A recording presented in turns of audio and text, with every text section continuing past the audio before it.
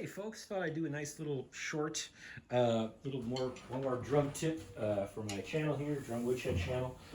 Practicing here at the North Park University Drum Room 2, getting a little shedding. And this exercise can be quite annoying to neighbors and spouses, so that's why I do it over here instead of at home on a practice set. So what we're going to do today is I've been working on up-tempo stuff. We're not talking, super stratosphere stuff, but we're talking about 300 beats per minute or 150 and a half note.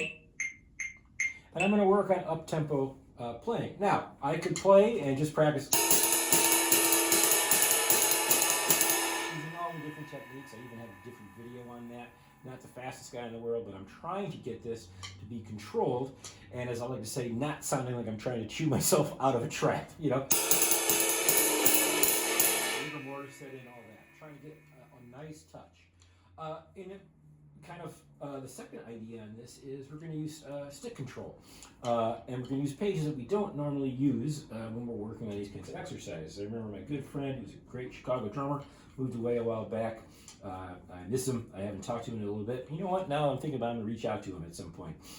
Ed Brazil, you guys might remember if you were in Chicago jazz for a while. Once we were kind of shooting the bull over a beer or something like that, and I was like, we were talking about syncopation. He's like, does anybody really do anything with other than those main 8 pages or the 8 exercises? So it's been, he probably said that to me 15 years ago, if not more. And my main goal, he doesn't know that, but is to find other things to do with the other sections in this book. So all we're going to do is we're going to open up to page 22, lesson 10, and we are going to play. What we're going to do, instead of doing it on the snare drum, we're going to work on playing 2 cymbals. While we do this, we're going to play it at that tempo, and we are going to try to add the hi-hat on the offbeat. Try to find 2 good, but a little bit uproarious cymbals. This nice 22-inch con with a little rivet chain. Great sounding cymbal, but can get away from you a little bit if you play it. And this is my old Canadian K. Light brass through the same kind of thing. If you play it too hard, it can get away from you. So we're going to develop some touch. I'm not concerned about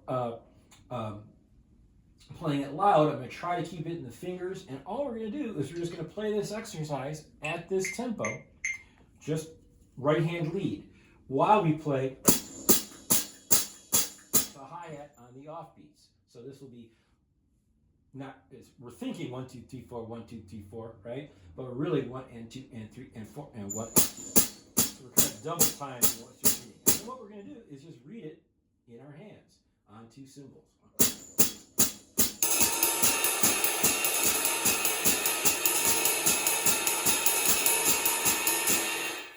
Don't play with the click. Try to stay to your tempo marked. I'll go to number 5. As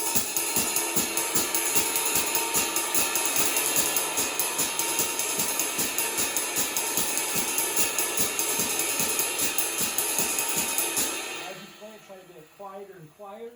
Second tip is if you're not playing to the click, okay, if you're playing and it's kind of falling apart a little bit, try to avoid crashing and burning on it, meaning drag it back.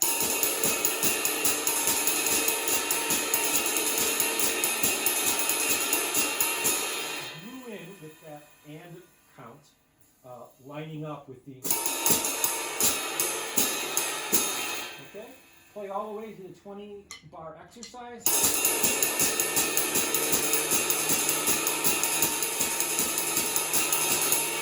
Okay?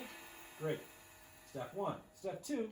Just turn it around and now play it left-hand lead, whatever grip you want. As you know, I've talked about my left hand. I've been suffering with some tendonitis, a little bit of carpal tunnel. It's getting better, but these are the kind of exercises to do to get this stuff back. And try to keep it in the fingers. Try to relax. Try to think of all the great teachers that have explained to me different ways to do this. Try to maintain that. Keep it in the fingers. Not a lot of molar and all that kind of stuff. For me, left-hand lead.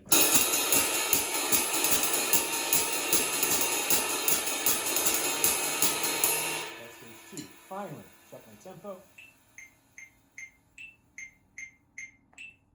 Okay, Last thing we're going to do is I'm going to do the exact same thing, but now any 16th note set, meaning we're going to put a nice round bass drum on the front of that. So, 1, 2,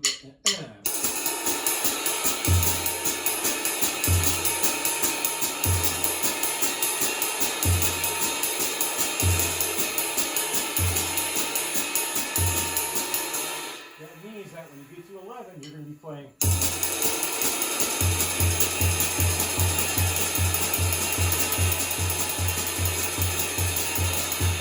Try to control it. No good here. Hi-hat, keep that foot moving. This great donated hi-hat squeaks like crazy. Should oil it up, but I like working on stuff that isn't so great. So then when I go to these house kits downtown here, which every hi-hat stand works perfectly. Thanks, folks. Then I can deal instead of playing this $300 Pearl cool one over there. Anyway, that's up to you. Play through that. Do it that way. It's a lot of fun. Try to go faster. Try to go slower. Do whatever you want to do. And again, we're just trying to keep that nice finger technique.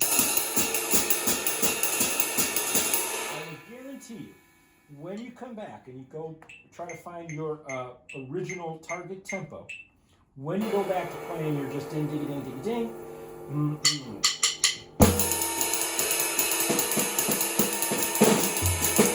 you're going to find a lot more touch.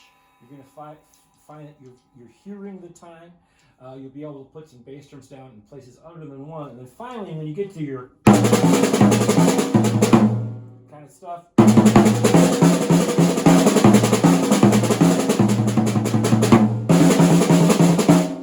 after a little bit of work on this, you're going to find that you're getting touch that you didn't know you had. I promise. All right? It's going to take a little bit of a work, but I like to take a little bit of a work. It take a little bit of work, but it'll really lock in, and this is a lot of fun. And then finally, when you have to do another great Chicago drummers thing, you're going to have to pull off some Paul Wertico stuff, the master of the two-handed ride cymbal. You'll be good too. You'll be about halfway to his ability. But halfway is better than a whole way. Huh? I don't know. Anyway, check it out, have fun, and enjoy the exercise.